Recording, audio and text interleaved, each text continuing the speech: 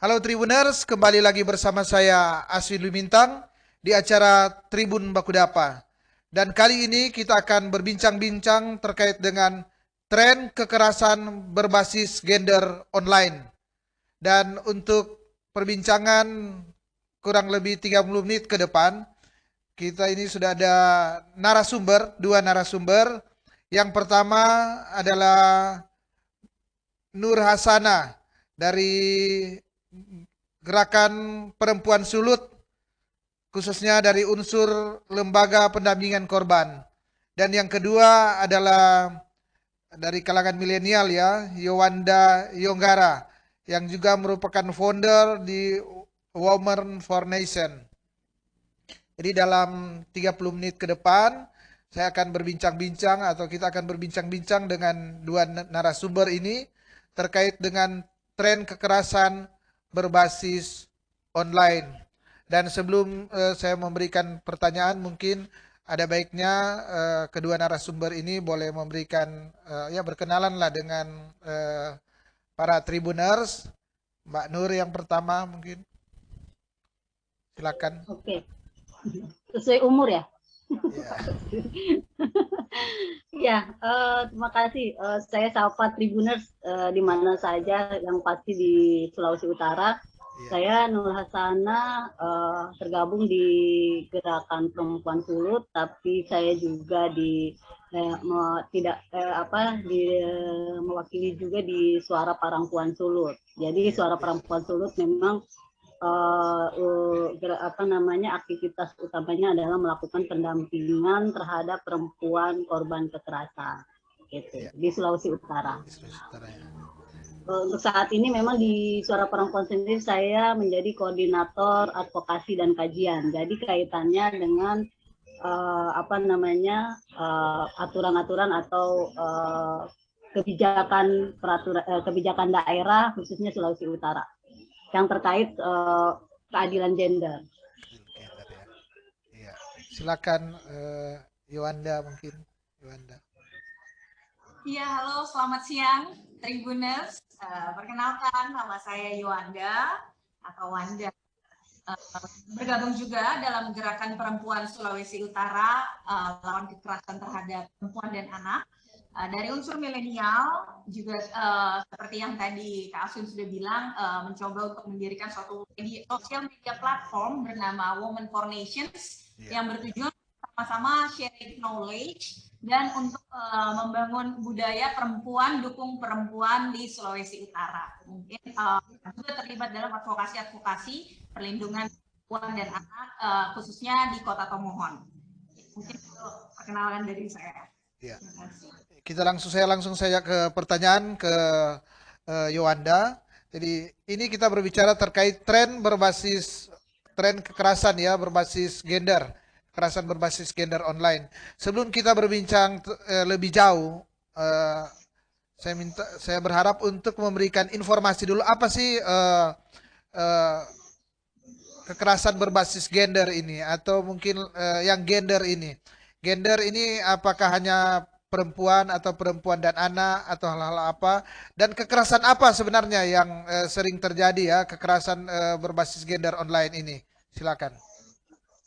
Oke, baik. Jadi sebetulnya kalau kita ngomongin soal gender, itu Ya, satu hal yang perlu kita tahu dulu adalah perbedaan antara gender dan seks. Jadi gender itu bukan merupakan perempuan atau laki-laki seperti yang mungkin masyarakat pada umumnya tahu, tapi gender itu adalah sebuah fungsi sosial yang dibentuk oleh masyarakat yang mengelompokkan seksualitas seseorang, baik itu pria atau perempuan, menurut konstruksi yang di pikiran mereka. Jadi itu beda. Kalau seks itu ya berarti sesuai dengan tubuh mereka, yaitu perempuan dan laki-laki, yang perempuan memiliki alat reproduksi.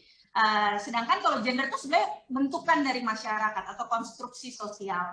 Nah, kalau berbicara soal apa itu kekerasan berbasis gender, ya sebetulnya adalah kekerasan yang dilakukan oleh gender yang lebih kuat terhadap gender yang lebih lemah. Baik itu dengan tujuan untuk menimbulkan ketakutan atau ya, intimidasi atau ancaman, sehingga korban merasa tidak bisa melawan dan tidak berdaya. Nah, kekerasan berbasis gender online ini atau KBGO berarti sebuah kekerasan berbasis gender yang tidak berhenti di ranah offline, tapi sekarang difasilitasi oleh teknologi. Contohnya nih, contoh simpelnya ketika mungkin di zaman sekolah, seorang perempuan nih ketika kita jalan di melewati suatu kelas dan ada suatu kumpulan laki-laki yang mengomentari mengenai bentuk tubuh dari perempuan. Contohnya, oh payudaranya besar, payudara besar dikomentari, payudara kecil dikomentari. Ketika tubuh seorang perempuan dikasih komentar yang merupakan pelecehan seksual, nah itu yang zaman dulu tadinya berbentuk langsung, sekarang juga difasilitasi oleh teknologi. Baik itu teknologinya melalui aplikasi pesan instan, misalnya WhatsApp, Line, Facebook, Messenger, atau Telegram, ataupun sosial media seperti Instagram, Facebook, Twitter, YouTube, bahkan juga sekarang merambah ke games forum online, ataupun dating apps seperti Tinder, Bumble, dan masih banyak lagi dating apps lainnya. Intinya kalau mau tahu ini masuk kekerasan berbasis gender online atau enggak adalah ketika kita mengalami serangan-serangan melalui platform-platform yang tadi sudah disebutkan menggunakan internet yang menyasar agensi, ketubuhan, dan seksualitas sebagai perempuan atau seksualitas tertentu, maka itu bisa dikategorikan sebagai KBGO.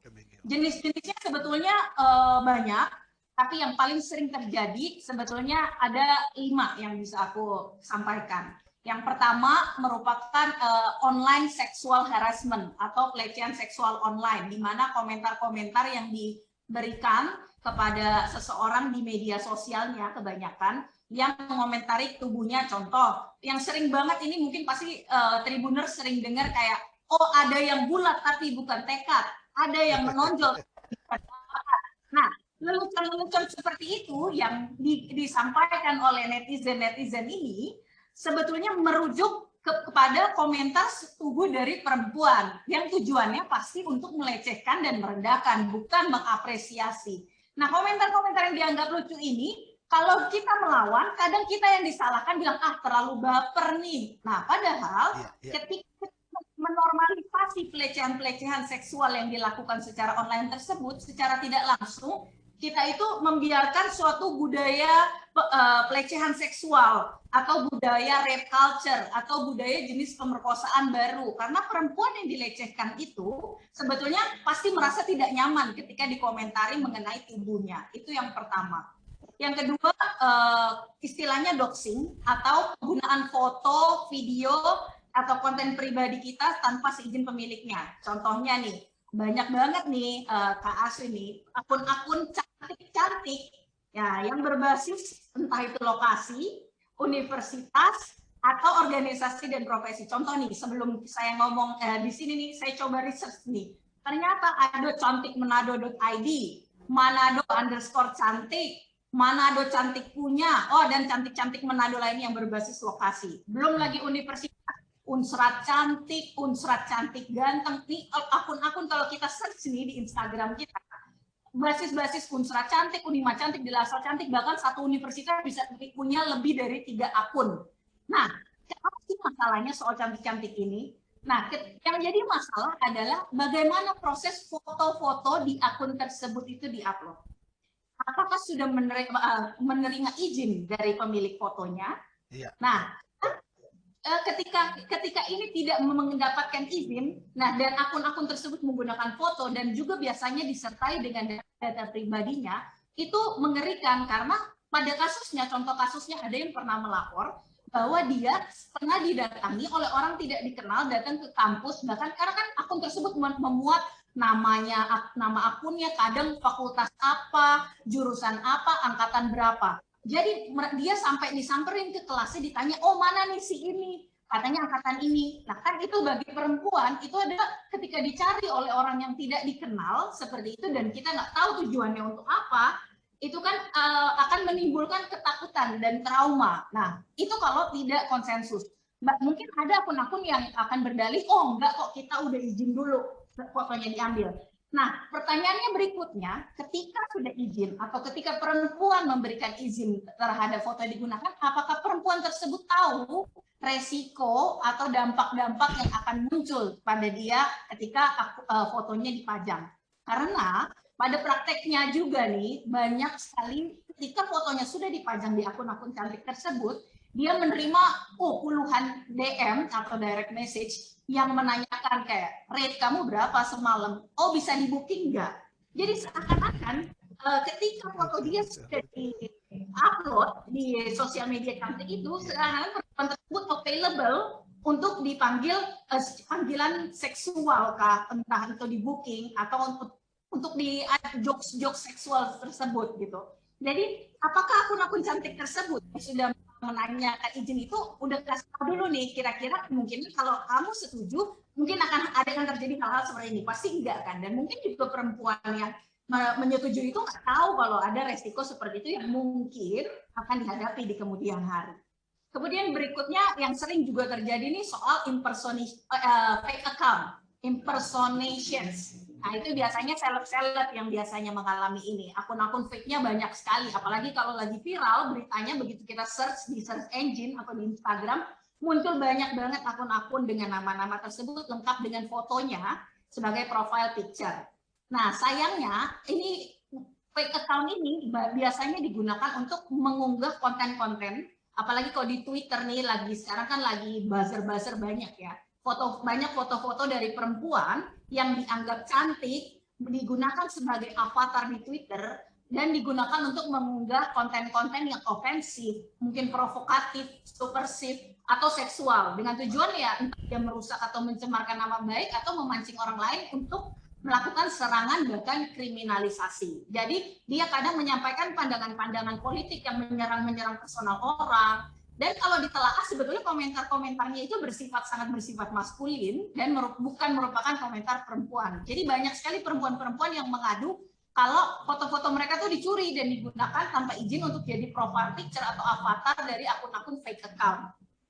Yang keempat juga banyak banget terjadi nih adalah hacking atau spy data privacy. Nah ini nih kalau Kak Aswin tahu nih, biasanya nih kalau orang masih zamannya pacaran, masih hangat-hangatnya, itu mereka saling tukeran nih password email, password Instagram. Oh kalau kamu nggak share nanti berarti kamu nggak cinta sama aku. Oh kamu selingkuh ya, kamu nyembunyiin sesuatu ya. Nah akhirnya pasangan dipaksa untuk memberikan passwordnya gitu. Padahal itu sama sekali nggak romantis. Itu menunjukkan bahwa pasangan tersebut tuh udah insecure atau nggak percaya diri atau punya trust issue. Nah, kalau baik-baik aja, kalau misalnya tiba-tiba putus atau hubungannya nggak baik, malah bisa berimbas akun kita dihack, digunakan tanpa izin kita, atau digunakan untuk mengetahui aktivitas sosial kita. Mungkin kita akunnya sih orangnya baik-baik aja, tapi kita nggak tahu tiba-tiba data-data privacy kita digunakan, ataukah misalnya digunakan untuk jaminan hutang, we never knows. Belum lagi ada aplikasi soal hacking ini, ada aplikasi geofencing, yaitu yang diinstal ke pasangan kita, sehingga kita tahu nih, misalnya lapor, kita pergi kampus nih di pagi, pagi-pagi ada virtual lihat, pacarnya lihat, bukan kampus ini, Mantos, pergi ke mall, dilacak nih, pacarnya lagi kemana nih, siang ini bilangnya ke kampus, nggak taunya dia pergi ke mall, insecure, akhirnya itu sama sekali nggak romantis dan malah akan berpotensi untuk menimbulkan kekerasan-kekerasan. Nah ini yang paling sering terjadi dan yang paling sering memunculkan perdebatan adalah penyebaran konten intim non-konsensual atau yang secara umumnya dibilang non-consensual intimate image atau NCII. Nah, kalau kakak masih ingat nih Kak Aswin, Maret 2020 kemarin gempar nih se-Indonesia atas suatu video yang sempat viral terjadi di Sulawesi Utara, tepatnya di Bolmong, soal video viral perempuan yang di SMK yang mengalami pelecehan seksual di mana dia oleh 3 orang pria, kakinya dipegang dan tubuhnya diraba-raba oleh pelaku. Pasti kenal, karena ini viral banget satu Indonesia soal video ini. Ini terjadi di Bolmong. Pelakunya masih berumur 16 atau 17 tahun dan terjadi di ruangan sekolah. Nah, kejadian pelecehan seksual ini direkam dan divideokan sampai akhirnya viral satu Indonesia ini. Artinya terjadi penyebaran konten pelecehan seksual yang secara non konsensual. Nah, ini agak salah satu kritik saya juga terhadap media-media nih, Kak Asin, adalah ketika berita media mengangkat masalah ini, yang diangkat bukannya tentang pelaku-pelakunya, tapi lebih menseksualisasi korbannya.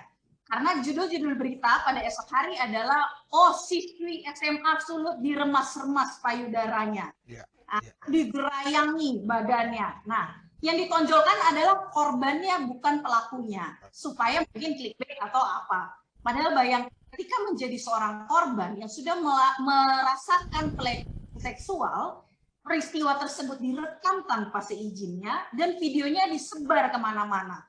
Jadi bukanya ada di mana-mana, dan juga ditambah ketika berita justru membuat dia mengalami trauma yang berulang dengan narasi-narasi yang mengobjektifikasi tubuh perempuan tersebut yang sebagai korban. Nah, itu kan salah satu juga contoh penyebaran konten intim non konsensual. Belum lagi contoh lainnya ketika ada seorang pasangan suami istri yang akan bercerai, yang istrinya merupakan korban KDRT, ketika dia lagi memar-memar mengurus perceraiannya di pengadilan agama, suaminya mengancam, datang, hai, saya punya konten intim pribadi kita nih yang memuat muka kamu, kalau kamu berani menceraikan saya akan sebar konten intim ini ke keluarga kamu, ke rekan-rekan kerja kamu, sehingga kamu bisa dipecat dan dikucilkan dari keluarga kamu. Akhirnya perempuan-perempuan yang berada dalam tekanan tersebut, yang dimana di Indonesia seringkali nilai dan harga diri seorang perempuan dikaitkan dengan hal-hal yang lebih bersifat moral, memilih lebih baik dia babak belur. Akhirnya dia menyerah terhadap kontrol. Dia memilih, ya sudah, biarkan saja saya babak belur dan membatalkan proses perceraiannya itu. Jadi sebetulnya nggak melulu nih non konsensual ketika kita melihat judulnya, masyarakat lebih cenderung menjudge atau menilai buruk. Padahal kasus-kasus ini non konsensual banyak terjadi terhadap korban-korban tanpa seingin sepengetahuan dia gitu. Karena berbeda ketika dia memberikan izin untuk direkam, karena ini pasangan suami istri, ketika dia merekam atau bagaimana, beda dengan izin untuk menyebarkan. Nah, jadi sebenarnya banyak korban-korban yang yang terkena kasus-kasus seperti ini, di mana konten-konten intimnya itu tanpa sepengetahuan dia itu menjadi disebarkan gitu. Mungkin kalau bisa secara garis besar, sebenarnya banyak banget contoh-contoh lainnya lagi. Kasus-kasus seperti ini, kasus terakhir yang mungkin banyak dialami juga kalau kita melihat di Twitter, banyak ada akun-akun perempuan yang menjual yang foto-foto seksual atau video-video seksual dari perempuan. Nah, kita nggak tahu padahal ketika kita sudah menjudge, ini perempuan nggak bener nih, nggak bener.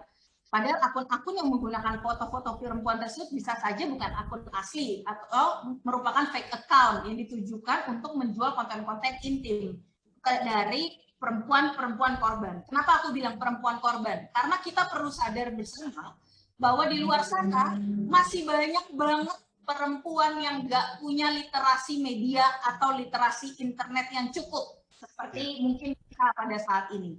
Masih ada perempuan yang datang dari latar belakang ekonomi yang tidak berkecukupan dan edukasi yang terbatas di daerah-daerah yang dapat dengan mudah diperdaya oleh pihak-pihak tidak bertanggung jawab yang meminta mereka mungkin, oh cuman video aja dong tanpa busana, atau coba dong nari tanpa pakaian, berapa menit aja nanti saya kasih uang imbalan 1 juta rupiah gitu. Dengan literasi mereka yang terbatas dan edukasi mereka yang dengan dihimpit kebutuhan ekonomi dan kebutuhan hidup, mereka nggak akan pikir kalau ke depan, oh ke depannya mungkin ini konten disebar atau diperjualbelikan. Mereka cuma mikir mungkin di grooming, mungkin cuman buat ini kekasih saya aja gitu-gitu. Dengan literasi yang terbatas dan edukasi yang terbatas, mereka tanpa sadar memberikan konsen terhadap video-video itu dilakukan, tapi malah video tersebut digunakan sebagai modus-modus yang akan diperjualbelikan untuk keuntungan dari pelaku-pelakunya. Jadi ketika kita melihat perempuan-perempuan yang ada di dalam konten tersebut, cobalah untuk tidak langsung dengan mudah menghakimi dan sedikit lebih berempati. Tanya dengan empati mengapa perempuan-perempuan tersebut ada di dalam konten tersebut. apa mereka tahu dampak dan resikonya? Apakah yang apa sih alasan utama yang menyebabkan mereka memilih jalan tersebut? Jangan-jangan mereka adalah sudah korban perdagangan orang atau terpaksa karena dihimpit tekanan ekonomi dan kehidupan. Mungkin itu aja dulu, udah banyak banget. Cukup luas juga ya, cukup banyak ternyata yang diperjuangkan oleh aktivis perempuan ini luar biasa banyak, sehingga mungkin banyak juga tribuners yang awam dicerahkan dengan hal-hal tadi yang sudah diutarakan secara, ini baru poin-poin ini secara garis besar saya kira, tapi minimal sudah memberikan pencerahan ya kepada teman-teman tribuners di tanah air atau dimanapun yang menyaksikan akan perbincangan ini. Saya mungkin ke Mbak Nur ya. Mbak Nur, terkait apa yang dikatakan oleh Iwanda tadi, Mbak Nur kan ini yang spesialis di bagian pendampingan ya, pendampingan terhadap ini. Bagaimana penanganannya ya, yang korban-korban KBGO ini, kemudian dampak-dampak terhadap korban ini kira-kira apa? Ya, Ya. seperti yang Wanda bilang tadi ya, banyak orang atau perempuan-perempuan yang juga sebenarnya sudah kena KBGO gitu ya, berbasis gender online gitu, tapi nggak sadar gitu. Dia tidak ketika mengetahui, sadar pun juga nggak tahu mau apa. Nah, justru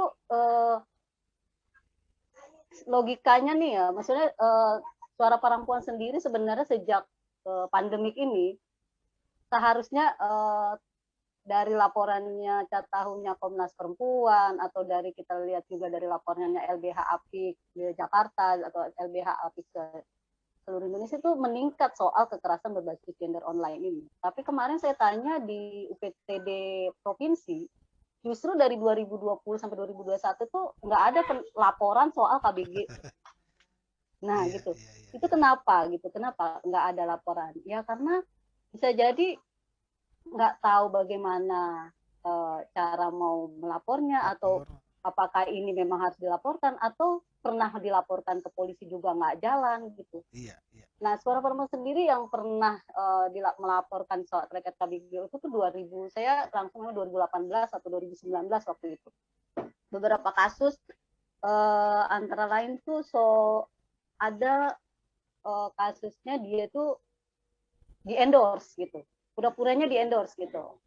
Tapi sebelum dia ditawarkan endorse, dia itu memang punya akun karena dia pernah mengikuti ajang apa ya, kalau gitu. disebut itu ada tuh ya, iya. Tapi saya nggak bisa nyebutin kan. Ya, kontes kecantikan itu. Ya. Kan mereka punya organisasinya setelah itu, alumninya gitu. Nah, di situ tuh dia diikutin dia foto-foto yang disebarin itu. Nah, setelah dia diikutin keseharian dia, baru dia ditawarkan mau di endorse pakaian begitu. Nah, untuk orang-orang yang berkecimpung di bidang apa namanya model atau itu kan itu suatu pencapaian kalau misalnya di endorse kayak gitu kan. Nah, makanya di endorse dia ini mau, lalu ada perjanjian apa namanya untuk endorse itu. Tapi kan nanti ada syarat-syaratnya, kirim foto dong gitu, karena kan harus tahu site-nya itu dia apa, SML begitu tuh. Nah, kalau misalnya lalu baru ya disuruh kirim foto yang pakai pakaian gitu. Lalu kemudian itu masih belum kelihatan nih, ini pakaiannya yang tadinya kan agak longgar, pakaiannya yang ketat sedikit, ya kan? Dia masih ikutin. Habis itu yang pakai pakaian dalam aja biar ketahuan gitu. Dia masih ikutin gitu. Dia masih ikutin sampai akhirnya dibilang sampai nggak pakai misalnya. Nah, baru di situ dia baru sadar dan dia nggak mau. Dia baru pakai yang baju dalam aja. Tapi akhirnya dibilang kena penalti kan, misalnya kena penalti, dia disuruh bayar. Belum ada dibayar, dia akhirnya yang dibayar. Karena dia mau membatalkan itu gitu. Waktu itu cuma disuruh bayar berapa? 75.000 atau berapa gitu. Oke, dia mau bayar, tapi di apa diberbelit-belit, diberi-belit itu di apa namanya diperpanjang begitu ada ininya lagi, permintaannya lagi, akhirnya dia konsultasi gitu, sampai konsultasi Ke saya suara dengan perempuan ya? ke suara perempuan gitu. Jadi memang pada tingkatan sampai konsultasi. Nah, di konsultasi itu kita bilang kamu mesti begini, misalnya lawan dulu bahwa kita punya ini, maksudnya kita bisa laporkan dia ke sini, begitu ya, untuk bisa, dan juga karena dia juga agak takut juga karena ini juga akan terkait soal organisasinya dia kan nanti gitu, organisasi yang alumninya ini, yang disulut ini. Tapi mungkin dari setelah itu terus kita apa namanya kita follow up lagi, ternyata sudah selesai katanya. Dia sudah selesai, dia sudah tidak lagi diteror, sudah ini karena dia apa namanya melawan secara keras gitu ya di situ, bahwa dia juga punya backingan, dia sudah melapor ke para perempuan, dia sudah punya, jadi ada orang-orang yang di belakang dia yang mendukung, yang dia kasih tahu. Itu satu kasus, dan tidak pernah sampai ke polisi, ke aparat penegak hukum. Ini sebelum kita mendapatkan kendalanya nantinya, Pak Aswin ya.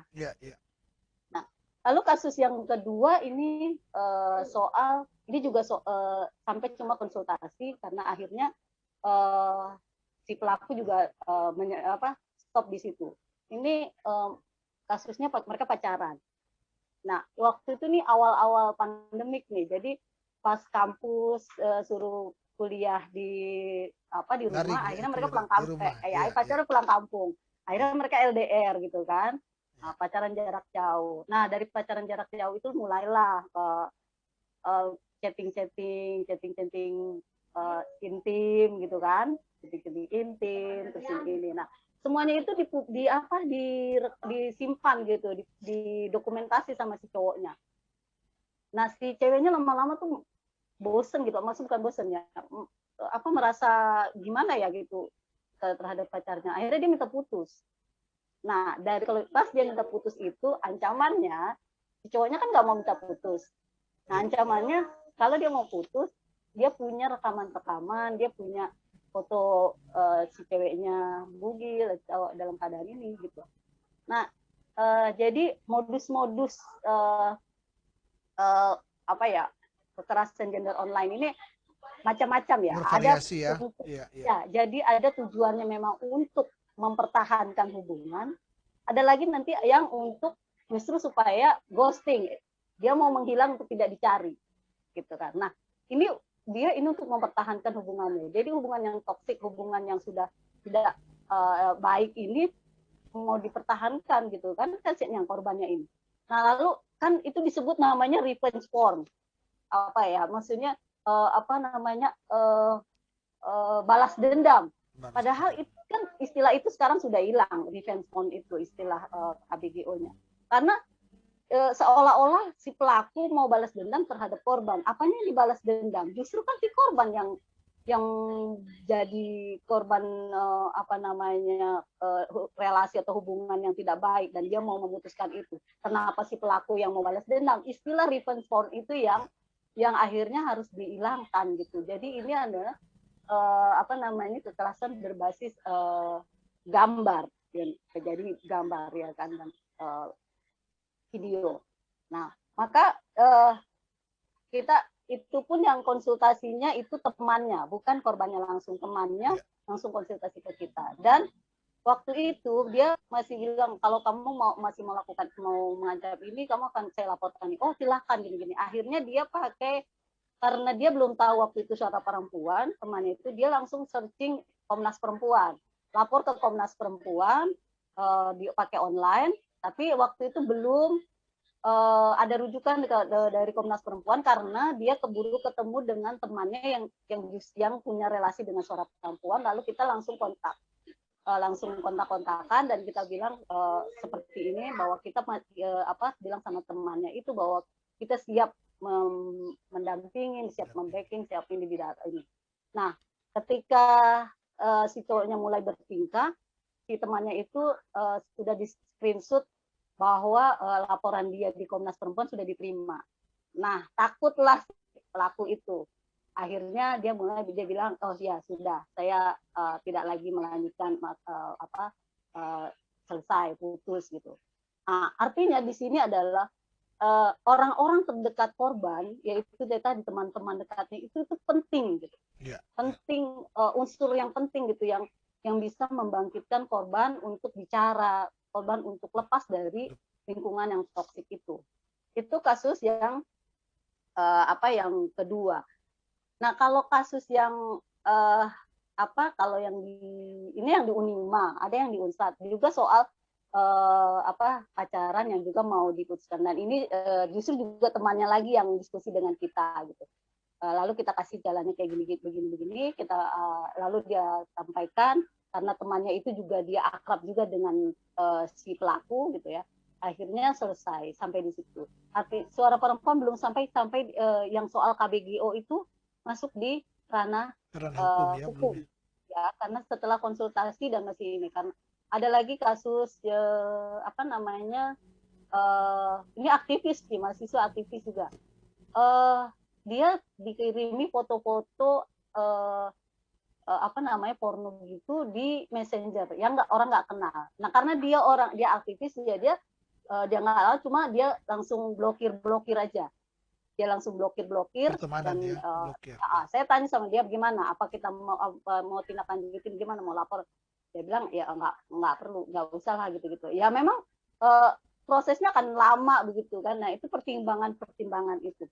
Nah, kalau terkait soal kendalanya, maka kita kan para pengada layanan ini gitu ya kan, kita punya ada forum pengada layanan seluruh Indonesia. Lalu kita berjejaring dengan teman-teman di seluruh Indonesia. Nah, kalau teman-teman yang ada di Jawa Tengah, di Jakarta yang memang langsung ini kasusnya ada justru sempat di di kantor di kepolisian. Nah, itu ada, dan memang ini dewasa ya gitu ya. Ini malah bukannya ancaman, tapi justru sudah disebar. Ketika cowoknya minta putus, itu sudah disebarkan lalu dilaporkan ke polisi. Nah, kendala pendamping di situ adalah ketika ditanyakan bagaimana proses hukumnya, tidak bisa berlanjut karena kita pendamping dan korban tidak membawa bukti kalau si pelaku yang menyebarluaskan itu. Kita hanya punya bukti chatting bahwa baru ancaman toh akan disebarkan begitu. Nah, itu belum cukup buktinya gitu. Nah, sementara kan kita pendamping itu juga nggak punya kemampuan untuk men-tracking siapa yang mengirim pertama ini gambar ini gitu loh. Nah, itu kan ya perspektif aparat penegak hukumnya juga, terus juga ya mungkin kemampuan aparat penegak hukumnya juga untuk menerima itu juga salah satu kendalanya. Nah, kalau kasus yang di Makassar misalnya kan ada mahasiswi IAIN Makassar itu kan dikirimin foto-foto porno tuh. Lalu kan terjadi, mereka nggak nyaman laporan ke kampus, di kampus melaporkan ke polisi. Polisi bergerak, ketemu siapa yang yang menyebarkan gitu kan. Tapi itu kan atas laporan masyarakat yang merasa terganggu. Nah, ini juga jadi kendala kalau misalnya korban melaporkan itu, malah polisi bilang, "Bah, kalau ini nanti diproses, ini kalau kita pakai undang-undang ITE, korbannya yang justru dikriminalisasi gitu." Kan di undang-undang ITE misalnya ada undang-undang yang nomor 27 ayat 1 itu misalnya mendistribusikan atau perbuatan mendistribusikan maupun mentransmisikan. Nah, kan polisi yang pertama dilihat kan orang yang ada di dalam situ. Iya kan? Nah, biasanya itu yang ditangkap. Nah, jadi kan si korban juga takut untuk melaporkan. Jadi, nah kenapa? Jadi alasan kenapa kasus-kasus KBGO ini ternyata tidak banyak juga dilaporkan. Ya, pas jalannya nggak ada gitu loh. Nah, meskipun dia sebelum pandemik sampai pandemik, pasti penyelesaiannya akan sama karena undang-undang yang ada juga sama, memakai undang-undang ITE dan undang-undang pornografi. Undang-undang pornografi pun juga kayak gitu, siapa yang membuat, siapa yang menyebarkan gitu. Ya. Nah, yang dilihat itu bukan siapa yang menyebarkan, tapi siapa orang yang ada di isi pelaku situ. Di dalam, iya, yang pelaku terlihat di dalamnya, iya. Kayak misalnya kasus yang kalau Wanda tadi bilang yang di Bournemouth itu. Kalau Pak Eswin juga ingat juga, kita juga ingat itu yang marah viral itu pisang goroho. Iya. Kenapa? Itu anak SMP kan? Iya. Yang dia fotoin sampai pisang goroho itu kan di Sulawesi Utara. Dan ternyata gitu kan, dia itu kenapa dia bisa kirim itu? Pertamanya kan dia juga di grooming. Kayak tadi, kayak misalnya dia karena dia usia anak-anak, terus dia kenalan sama orang di media sosial orang dewasa, terus dia orang dewasa itu membuat sedemikian rupa alasan supaya misalnya kamu buat ini deh foto bugil gini, itu nggak apa-apa, itu biasa, kalau kita pacaran itu biasa kayak gitu-gitu. Sesuatu yang dibikin hal-hal yang misalnya anak-anak bingung, kalau terjadi apa-apa saya akan tanggung jawab gitu.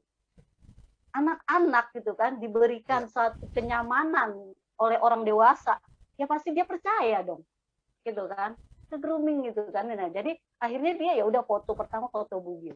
Nah, dari foto bugil itulah dia kan yang awalnya kan dia akun Facebooknya itu dibajak. Dari akun Facebook itu dia dibajak, diambil fotonya, lalu dimanipulasi. Nah, setelah itu dia dikasih gambar itu sama pelaku. Nah, dia sebagai anak-anak, dia nggak tahu harus berbuat apa.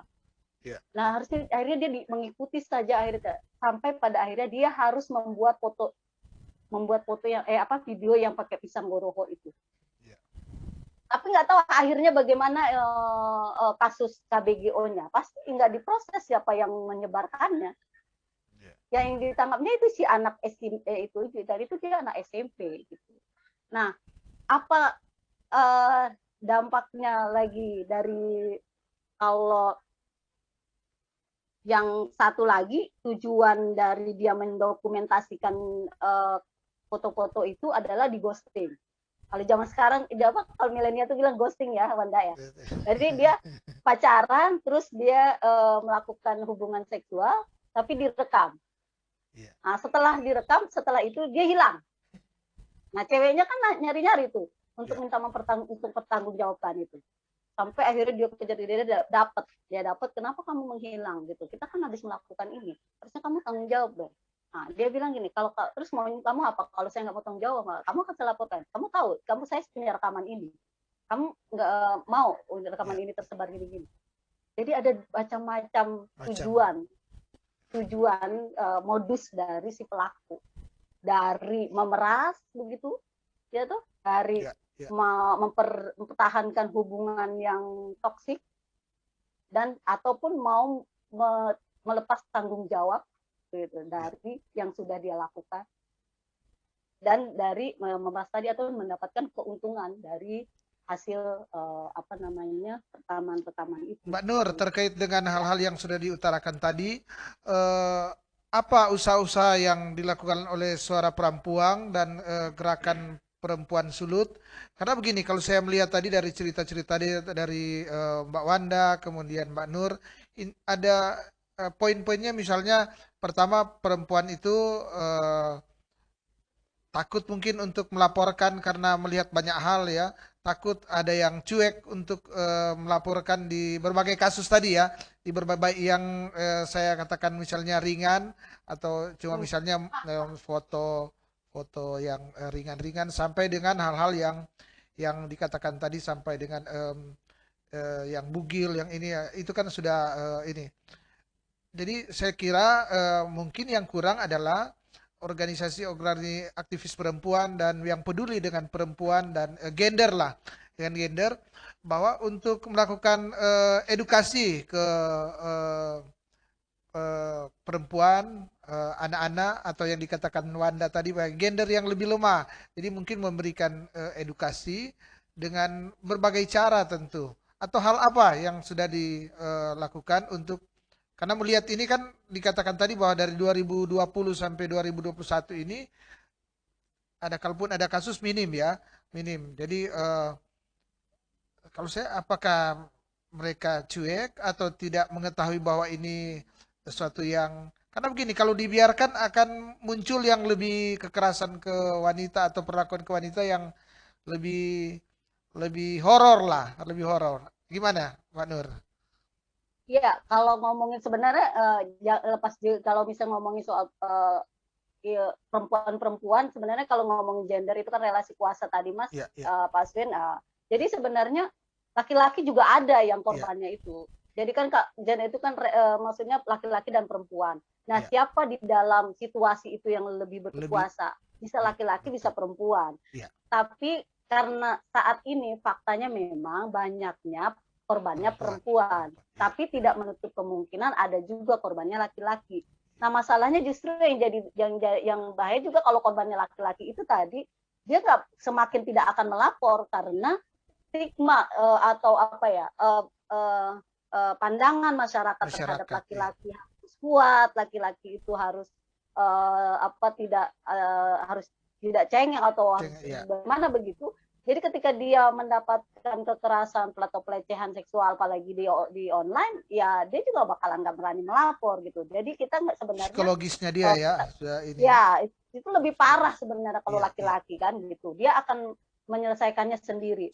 Maksud saya sih di sini kita laki-laki dan perempuan bisa menjadi korban KBGO ini. Gitu. Jadi siapapun gitu lah bisa menjadi korban. Yang kita harus kenali kan itu apa sih sebenarnya KBGO itu? Tadi kan Wanda sudah bilang ada trolling gitu ya. Trolling itu ada pelecehan apa namanya di dunia maya gitu. Ada grooming gitu, anak-anak yang apa dibuat seperti sedemikian rupa untuk melakukan hal-hal seksual itu dianggap dianggap biasa oleh orang-orang dewasa begitu. Terus ada juga untuk yang penyebaran video gitu kan, ada yang pemerasan begitu. Jadi yang harus memang dipahami oleh masyarakat dan ya baik milenial maupun yang terutama orang tua begitu ya pasti soal jenis-jenis itu gitu, soal pemaksaan berhubungan intim gitu, terus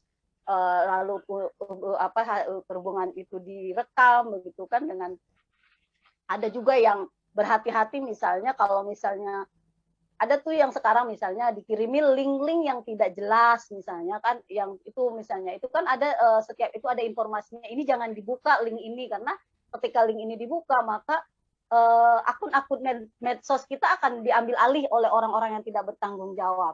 Nah, ketika medsos kita diambil alih oleh yang bertanggung jawab, maka ada misalnya foto-foto yang bisa diambil, mereka ambil, nah itu bisa dimanipulasi fotonya. Misalnya badannya orang lain, fotonya mukanya kita gitu, pakai telanjang, pakai ini gitu. Nah, itu yang soal bagaimana apa namanya ya apa yang sudah dilakukan sebenarnya ya, selain masyarakat yang harus melakukan hal-hal pemahaman itu juga memang ya pasti pemerintah ya. Dalam hal ini misalnya Dinas Pemberdayaan Perempuan gitu yang memang fokus di perempuan dan anak gitu, terkait soal KBGO ini.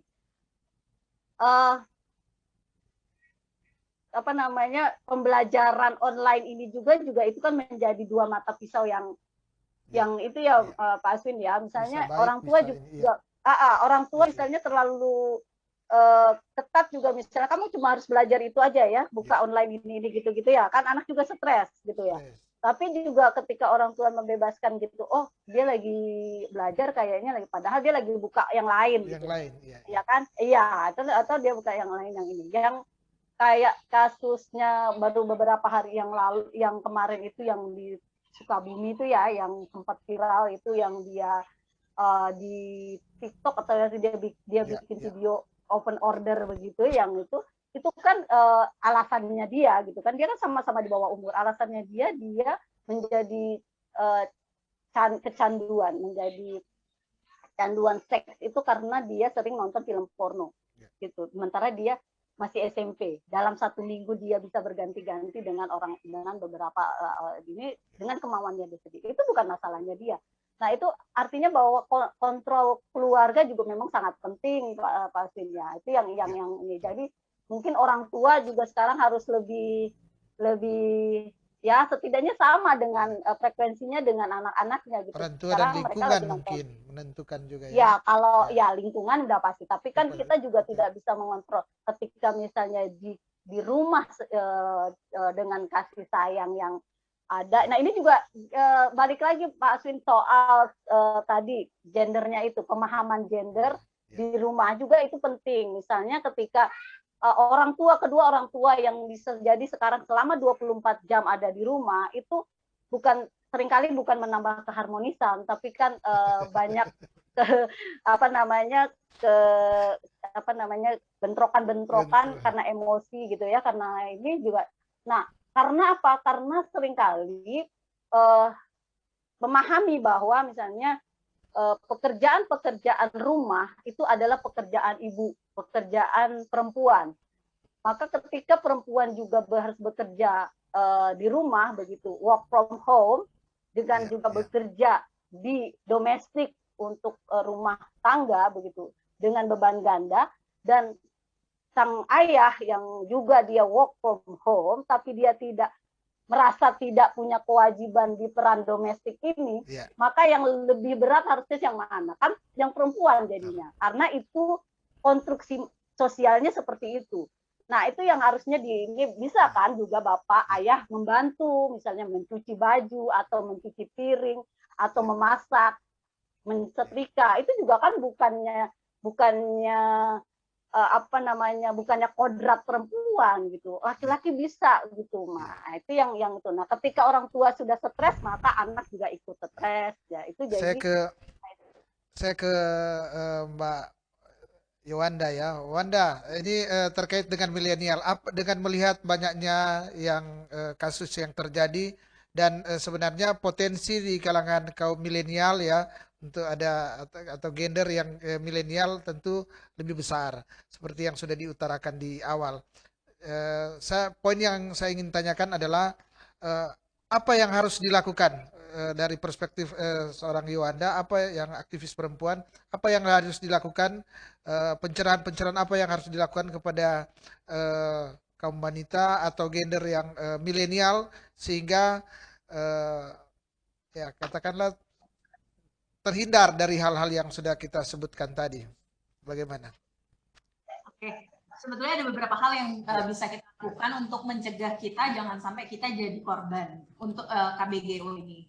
Yaitu intinya sebetulnya adalah menumbuhkan kultur keamanan digital yang dapat ditempuh dalam berbagai contoh cara, yaitu pertama, ini yang tadi sudah saya bilang juga, tidak memberikan akses terhadap password atau data-data personal atau login kredensialnya kita, milik punya kita. Jadi mau diancam tidak sayang lah sama pacar, diancam apa ini, jangan sampai kita ngebagi-bagi data-data pribadi kita nih. Jadi itu kita sadar kalau perempuan tuh punya otoritas penuh atas kepemilikan data-data personalnya.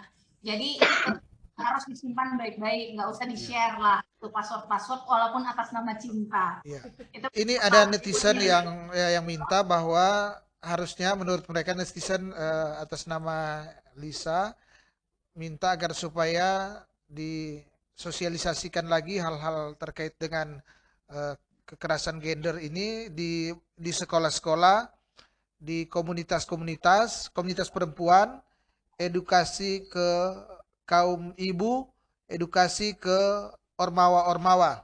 Bagaimana, Yowanda? Jadi ini harus ada, menurut mungkin di tulisan itu di pertanyaan harus ditingkatkan lagi edukasi ke sekolah-sekolah ya, edukasi ke sekolah-sekolah, edukasi ke ormawa-ormawa, edukasi ke orang tua, ya itu tadi. Ada pertanyaan, gimana? Siapa yang menjawab ini, Wanda atau? Sepakat. Aku justru kita sangat sepakat dengan hal itu dan itulah yang coba gerakan perempuan Sulut untuk lakukan, yaitu memberikan edukasi, nggak cuma masalah kekerasan berbasis gender online, tapi yang dilakukan juga offline, itu kita sebagai Gerakan Perempuan Sulut yang tergabung dari 24 lembaga-lembaga yang concern terhadap perempuan dan anak, itu coba terus lakukan edukasinya, walaupun ya Pak, memang ya kendala dengan berbagai macam kendala. Ya, salah satunya kan ini dengan kita menjadi pembicara di Tribun ini, makasih banget terhadap yang mau memfasilitasi kita. Ya inilah cara kita untuk mengedukasi masyarakat, dan sangat sepakat memang harus segala lapisan baik itu dari keluarga maupun mahasiswa, ormawa, memang harus terus diberikan pengetahuan terhadap gender dan kesetaraan gender gitu. Jadi nggak cuma KBGO gitu Kak. Banyak memang yang harus kita perbincangkan ya, banyak sekali, masih terlampau banyak, tapi waktu juga lah yang membatasi kita. Dan untuk terakhir ini, sebelum kita menutup acara ini, saya memberikan kesempatan masing-masing untuk memberikan closing statement. Mungkin ini terkait dengan RUU PKS ya. RUU PKS ya, saya beri kesempatan dulu kepada Ibu Nur untuk memberikan saran atau masukan atau bagaimana himbauan pada pemerintah atau kepada DPR RI terkait dengan RUU PKS yang mudah-mudahan segera disahkan ya. Silakan Bu Nur. Ya Pak Aswin. Ya. Saya terkait soal KBGO ini terkaitannya dengan RUU PKS juga bahwa sangat krusial begitu ya. Kenapa RUU PKS ini harus segera disahkan, terkait juga soal alat bukti gitu ya. Bagaimana kasus Ibu Baik Nuril gitu ya, seorang korban yang justru menjadi dikriminalisasi, bahkan akhirnya sampai harus presiden turun tangan gitu. Nah, itu kan bagaimana lagi kasus-kasus lain gitu, kalau kita mau memperjuangkan untuk bisa diselesaikan kasus KBGO. Kalau misalnya itu satu kasus, kalau presiden lagi dengar, kalau tidak sampailah kita di penjara padahal kita korbannya gitu. Nah, makanya alat-alat bukti yang di undang-undang yang ada saat ini, misalnya baik di undang-undang, misalnya di KUHP, di undang-undang ITE atau undang-undang pornografi, itu yang itu untuk kasus-kasus KBGO ini belum belum banyak diterima begitu ya, jenis-jenis alat buktinya, maka di RUU PKS ini justru sangat-sangat banyak alat bukti yang bisa dimasukkan menjadi alat bukti yang bisa diterima. Jadi di RUU PKS ini, selain sesuai hukum acara yang berlaku, alat bukti yang sudah diterima itu misalnya cuma 5 alat bukti, 2 alat bukti cukup, itu saja berat. Tapi di RUU PKS itu sudah banyak, ada surat keterangan psikolog, ada rekaman medis, ada ucapan baik tertulis, baik ada di chat, ada di WA, itu sudah diakui sebagai alat bukti. Jadi pokoknya ada penambahan alat bukti di RUU penghapusan kekerasan seksual. Dan juga pastinya untuk perlindungan dan pemulihan korban itu sangat-sangat dituangkan di dalam RUU PKS itu. Maka kami dari Sulawesi Utara, Gerakan Perempuan Sulut, dan semua, mudah-mudahan semua masyarakat Sulawesi Utara mendesak gitu ya, RUU penghapusan kekerasan seksual ini bisa dibahas dan segera disahkan tahun ini. Semoga.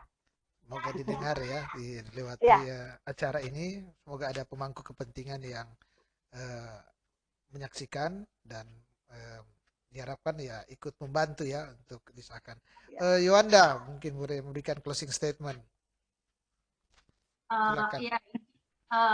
Intinya adalah RUU penghapusan kekerasan seksual ini atau RUU PKS yang biasa disebut itu adalah rancangan undang-undang yang dari hulu sampai hilir, dari mulai pencegahannya, gimana caranya memberikan juga pendidikan kepada aparat supaya mereka lebih berperspektif terhadap terhadap korban, maupun juga yang seperti tadi Mbak Nur udah bilang soal gimana memberikan, jadi sebetulnya nih kekerasan berbasis gender itu tidak hanya memerlukan proses pidana, walaupun itu salah satu yang inti, ya, di mana kita butuh payung hukum untuk kejadian-kejadian yang terkait dengan kekerasan berbasis gender, tapi yang perlu diterima bagi para korban adalah di mana negara turut campur dalam memberikan perlindungan kepada mereka. Karena korban-korban ini akan mengalami trauma yang harusnya diberikan perlindungan. Jadi negara hadir untuk memberikan perlindungan psikologis pada korban pasca kejadian, di mana negara menyediakan pendampingan terhadap korban-korban, maupun perlindungan terhadap korban maupun saksi. Ini semua ada nih di RUU PKS diatur. Jadi ini sangat komplit nih isinya dan penting untuk ada gitu. Jadi bahkan untuk pada para pelaku tidak hanya diberikan pidana saja, tapi bahkan juga diberikan gimana pendidikan supaya mereka tidak mengulangi kembali apa yang sudah mereka itu kekerasan seksual yang mereka sudah lakukan. Jadi ini RUU sangat penting sekali untuk segera disahkan. Jangan sampai ditunda-tunda lagi, udah lebih dari 7 tahun prosesnya ini selalu ditarik ulur di DPR RI. Besar harapannya bahwa baik anggota Dewan DPR RI yang dari Provinsi Sulawesi Utara juga turut ambil alih gitu loh, turut dalam mendukung supaya RUU yang pro korban ini segera disahkan, nggak mental-mental lagi. Kira-kira itu aja sih dari saya. Terima kasih